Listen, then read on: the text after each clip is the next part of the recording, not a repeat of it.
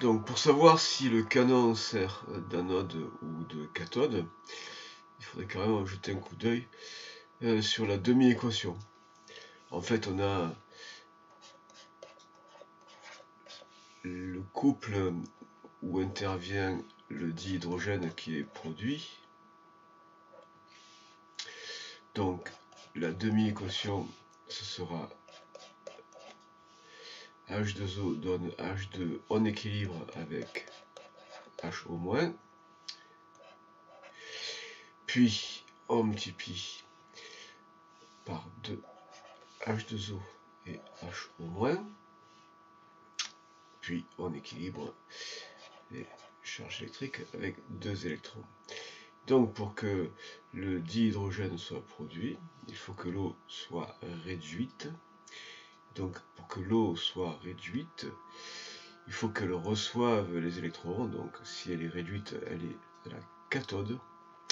Et donc la cathode, c'est l'électrode négative. Il faut que les électrons soient amenés par le système, par l'électrode. Donc c'est l'électrode négative, le dihydrogène se produira à l'électrode négative. Donc le canon doit être relié à l'électrode négative, à la cathode.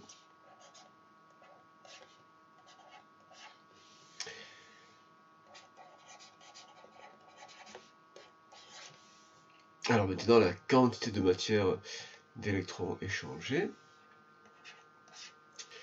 Alors on a la durée et l'intensité. La durée et l'intensité, ça nous donne la charge électrique totale qui aura circulé. Delta T fois I. Alors une fois qu'on aura la charge électrique totale, on peut calculer le nombre d'électrons. Si on a la charge électrique totale, on peut calculer le nombre d'électrons, ce sera Q sur E. Et une fois qu'on aura le nombre d'électrons, alors on pourra calculer la quantité de matière d'électrons, ce sera N sur NA, nombre d'Avogadro. Donc, la quantité de matière d'électrons, c'est le nombre d'électrons sur NA, donc nombre d'électrons Q sur E, fois NA, et Q c'est delta T fois I, delta T fois I sur E fois NA. Donc la durée 36 heures, évidemment à exprimer en secondes, fois 3600. L'intensité 80 mA à exprimer en ampères, 0,080. La charge élémentaire 1,602 fois 10 puissance moins 19. Et le nombre d'Avogadro 6,022 10 puissance 23. Et ça donne 0,107. Donc à deux chiffres, par contre, ça fait 0,11 mol. Ça, c'est donc la quantité de matière d'électrons. Maintenant, le volume de dihydrogène, il va nous être donné par la quantité de matière de dihydrogène. Et il faut qu'on mette en rapport le nombre d'électrons et le nombre de molécules de dihydrogène avec la proportion exprimée par les coefficients stoichiométriques. On a donc N électrons divisé par 2 égale NH2.